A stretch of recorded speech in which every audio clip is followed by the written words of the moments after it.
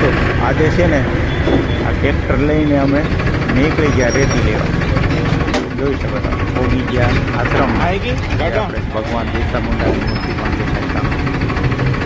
આ ટ્રેક્ટર બીજાનું છે, મારું નથી. પણ આ ભાઈ એક છે મારા દાદાનો છોકરો લઈને આવ્યો તો મેં પણ ગયો નીકળી.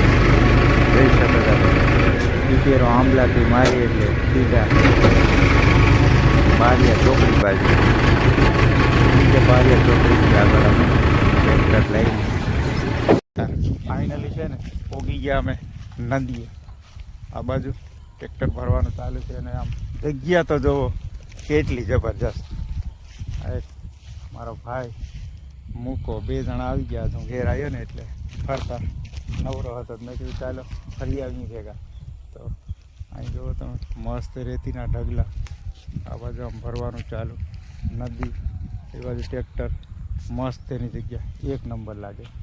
અહીંયા ગામડું એટલે ગામડામાં તો જગ્યા મસ્ત એની હોય. એટલે હું બી ભેગા ફરવા આવ્યો. અને કદાચ કોઈને છે ને રેતી જોતી હોય તો આમાં હું કોન્ટેક નંબર મૂકીશ, તો ફોન કરી લેજો.